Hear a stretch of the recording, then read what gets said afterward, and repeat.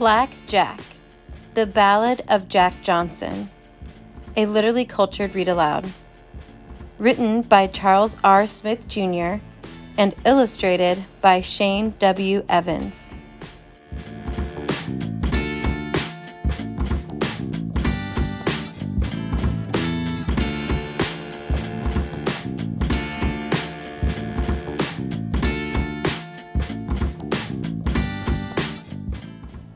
Black Jack was a brave man. Black Jack was a strong man. Black Jack was a brave, strong, fightin' man. But mostly, Black Jack was his own man. I am not a slave because my ancestors came here before anyone had dreamed of a United States. I consider myself a pure-blooded American.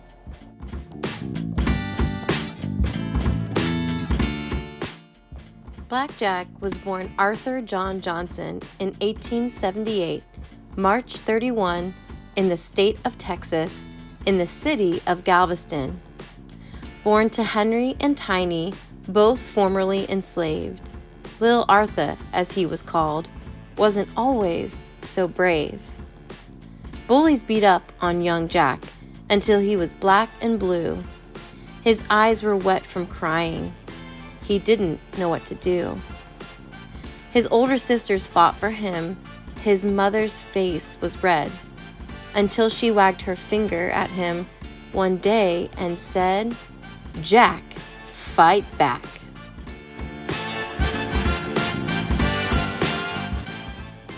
And fight Jack did, beating all bullies with two quick fists thrown strong and surely. Fighting, it seems, came easy to Jack and built up the confidence he once sorely lacked. Just 5 years of school did young Jack attend, but he loved to read stories about great men. Napoleon, the leader, bygracer Major Taylor, and jockey Isaac Murphy all inspired Jack's behavior, inspired Jack to dream of a life so grand, inspired Jack to dream of becoming a great man.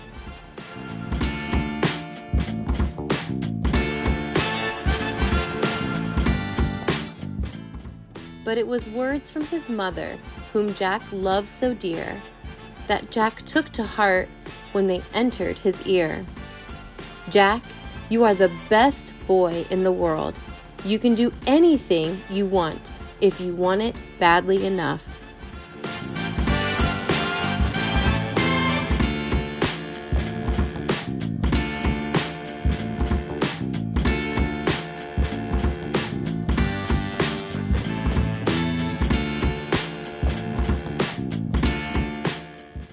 What Jack wanted, he didn't quite know, but his mother kept at him while he continued to grow. So his curious mind and his curious body worked plenty of jobs to earn Jack money.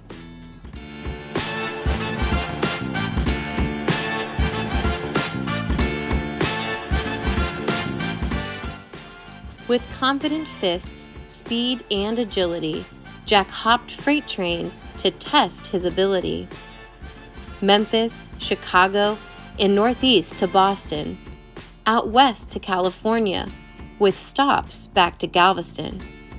Jack made a living using his fists, won more than he lost, and learned a few tricks.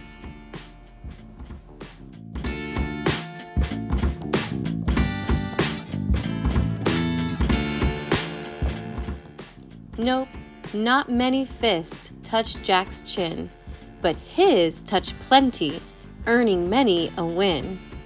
Fast hands, a clever head, reflexes like a cat, and a big right uppercut sent many to the mat. With each fight fought came new improved skills, and with each win came a fistful of bills.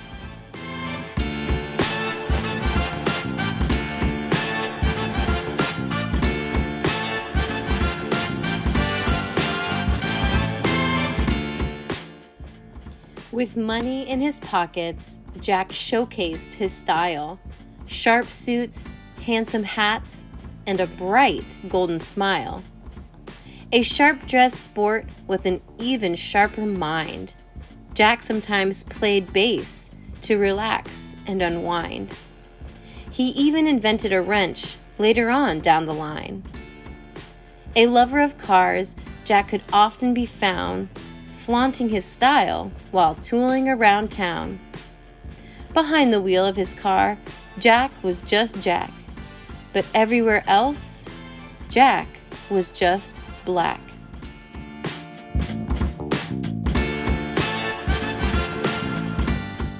Now, Jack was a mighty man, and Jack was a fightin' man, and Jack was a mighty fightin' man. But what Jack wanted most was to be a great man, so he challenged the times. But it was Jack who was challenged when he faced the color line.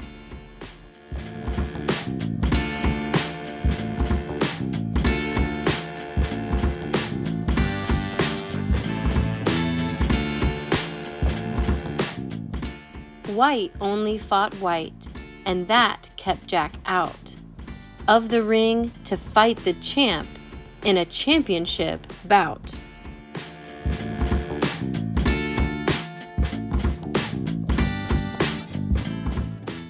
So Jack chased the champ from fight to fight, challenging Jim Jeffries to prove his might. Jack wanted to prove he was the best fighter, but instead of fighting Jack, Jim Jeffries retired. With the title up for grabs, Jack now had a chance to break the color line with his mighty fightin' hands.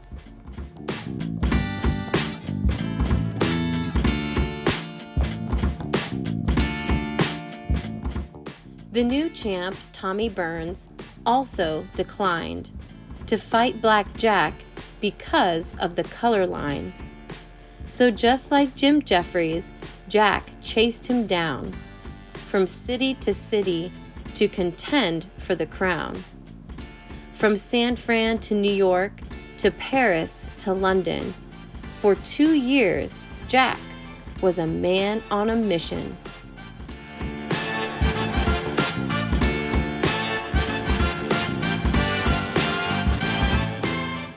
At long last, Tommy stepped into the ring to battle Black Jack for a mountain of green. Rushcutters Bay, Australia, was the scene for the black and white battle to crown boxing's biggest king. Thousands filled the stadium, as well as the surrounding trees, hoping Tommy Boy would knock Jack to his knees.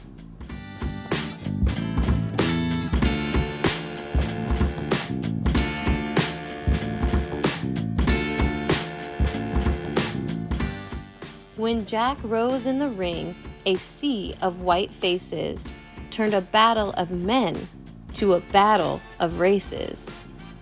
But Jack just smiled and waited for the sound of the bell to ding, then knocked the champ down. Not once, not twice, but again and again, through 14 rounds on the way to the win. Fans in the stands sat wide-eyed and surprised, but black faces back home beamed with pride.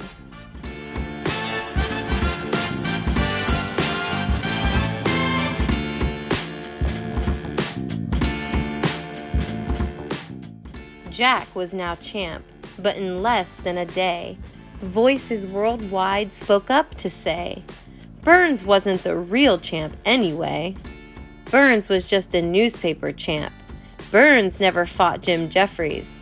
Jeffries retired undefeated, so until somebody beats him, he's still the champ. Jim, come out of retirement and wipe that smile off Johnson's face. You're our only hope. But Jim wouldn't budge until 18 months later, when he and Jack stood surrounded by spectators in a ring in Reno, Nevada, to see who was the champ in the battle of the century. On the 4th of July in 1910, on a clear desert day, stood two mighty men. Jack versus Jim, one black, one white, two mighty fightin' men ready to fight. The 45-round bout only lasted 15 when Jack made history with his breathtaking swing. Uppercuts to the chin laid Jim on the ropes and smashed the color line, raising black people's hopes. A golden smile flashed, bright as the sun, in the ring on the face of Jack Johnson.